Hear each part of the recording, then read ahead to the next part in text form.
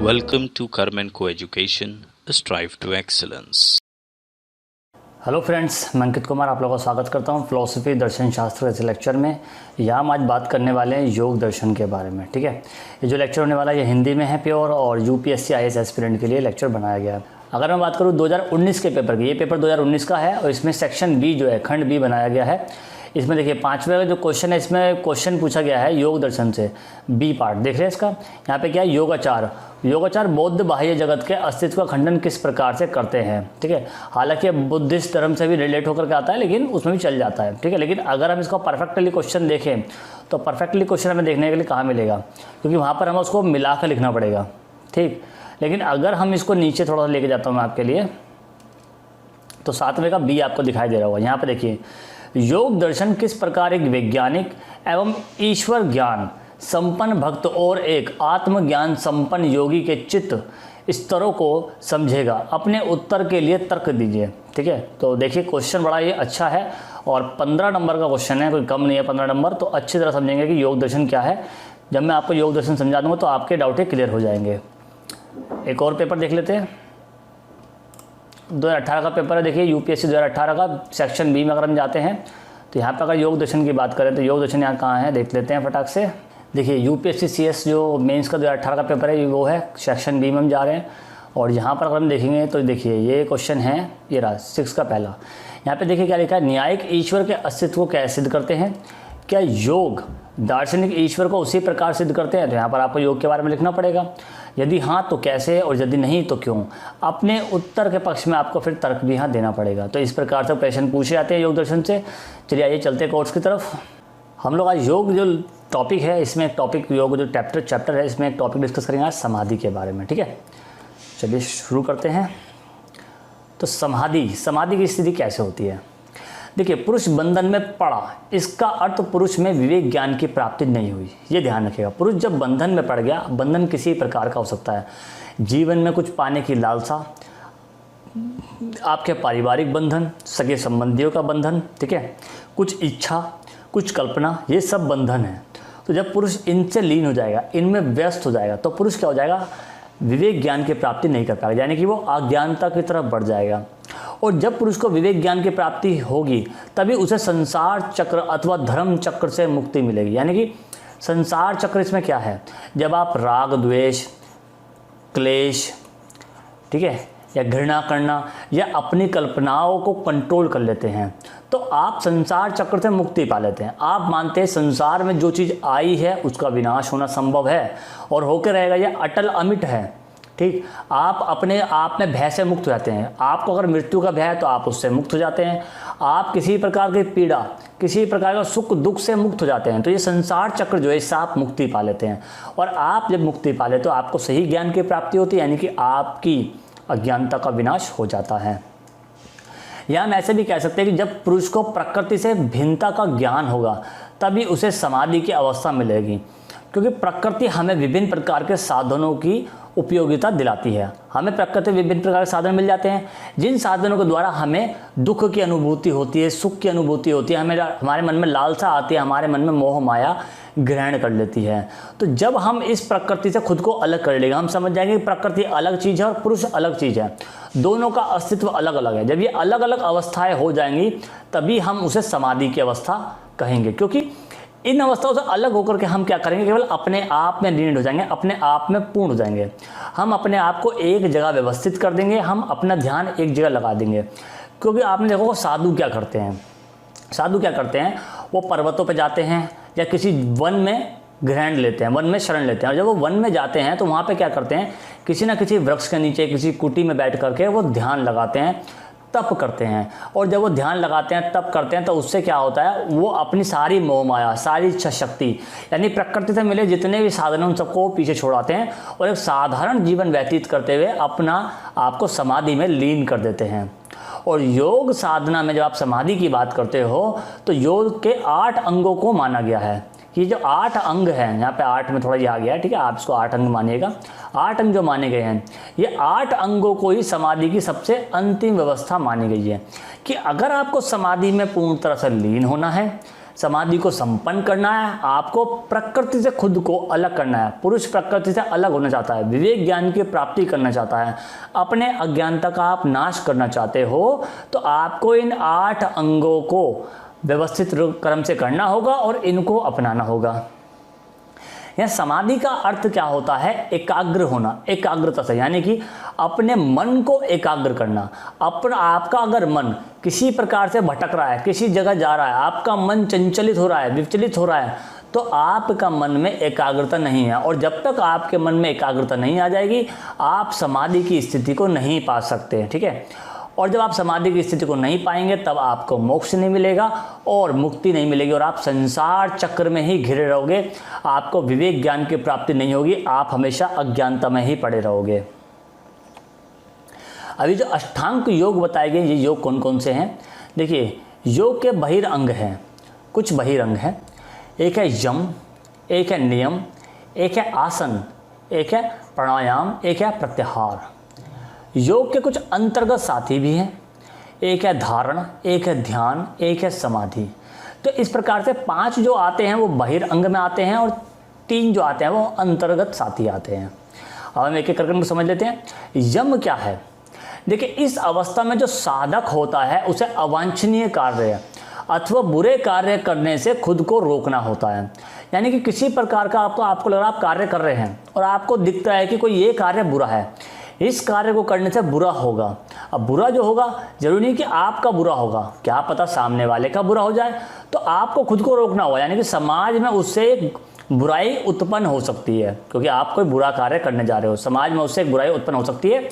और इससे क्या होगा, साधक को हिंसक ना करना, यानी कि उसको हिंसा नहीं करनी है, सदैव उसको सच बोलना है, ब्रह्मचर्य का पालन भी करना है, आवश्यकता से अधिक ग्रहण भी नहीं करना। तो ऐसे संकल्प से करने होंगे, यानी कि हमेशा अच्छे कार्य करने होंगे, क्योंकि बुरे कार्य करने से खुद को रोकना है।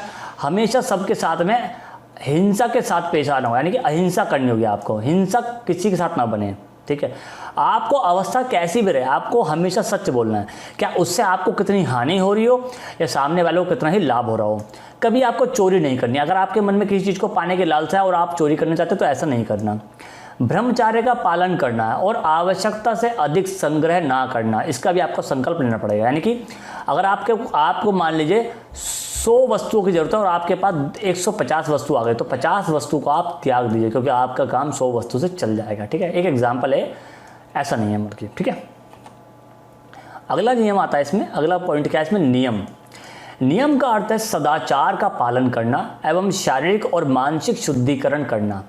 आपका जो शरीर है, शारीरिक शुद्धिकरण आपका कैसा होता है? जब आप अपना मल मूत्र त्याग देते हो और निरंतर आप स्नान करते हो, रोज़मर्तबा की ज़िंदगी में आप स्नान करते हो, तो उसको कहते हैं आप एक प्रकार शारीरिक शुद्धि।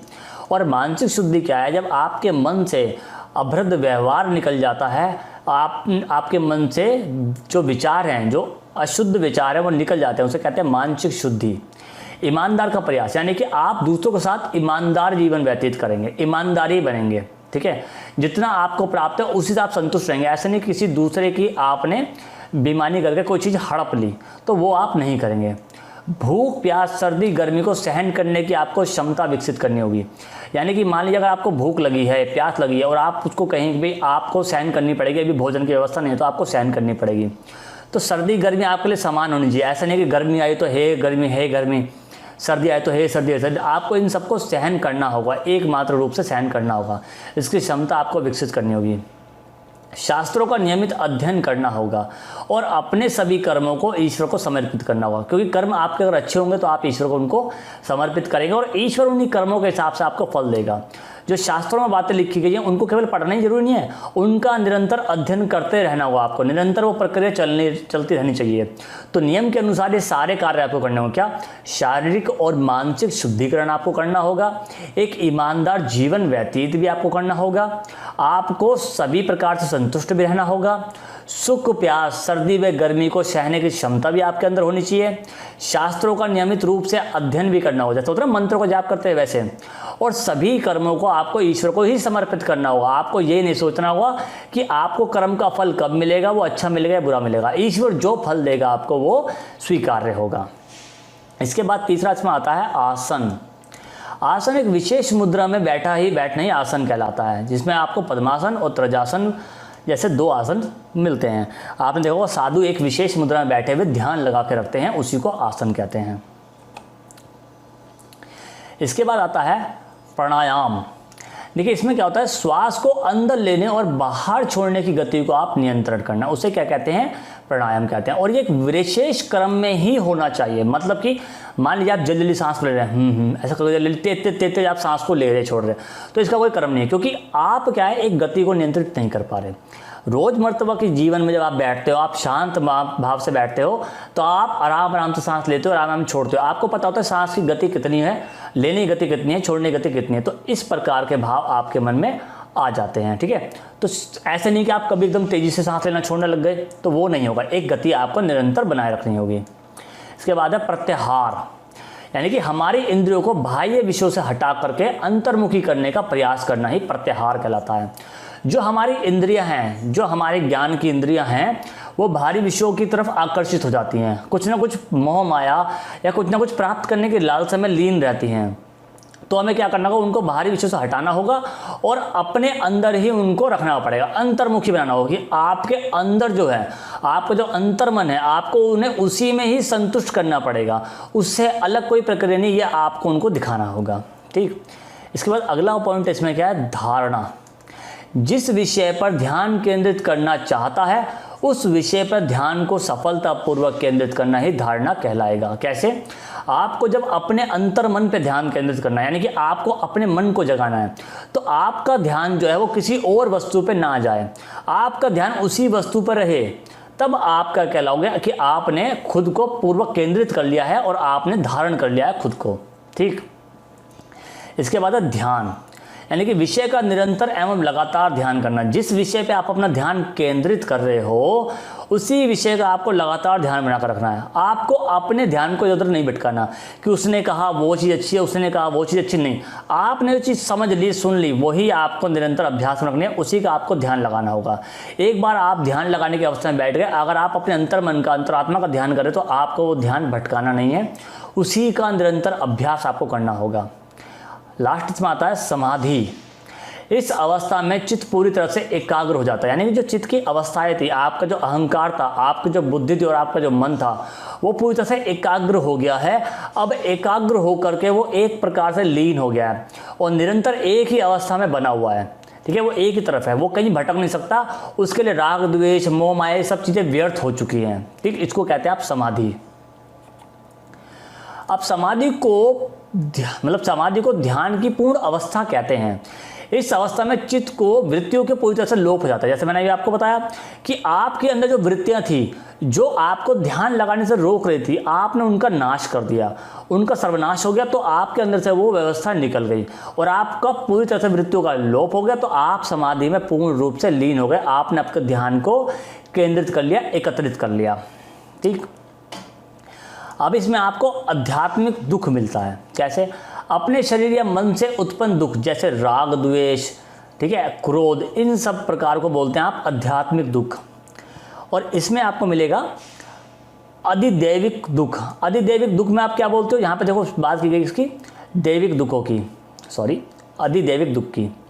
आध्यात्मिक तो आपके अंदर से आ रहा है, अधिदैविक में क्या, ग्रह, नक्षत्र, भूत प्रेत आदि से उत्पन्न, यानी कि कई बार आप लोग क्या बोलते हैं आपको कि अरे भाई आपके ग्रह बड़े खराब चल रहे हैं। ठीक है, या फिर अभी आप ये कर्म मत करिए क्योंकि नक्षत्र इसके अनुकूल नहीं है आपके। या फिर भूत प्रेत की, अरे आपके अंदर कोई प्रेत आत्मा है, ठीक है, कोई हावी है आपके ऊपर, आप ये काम नहीं कर पाएंगे, आप ये कर्म नहीं कर पाएंगे। तो इस प्रकार की बात है।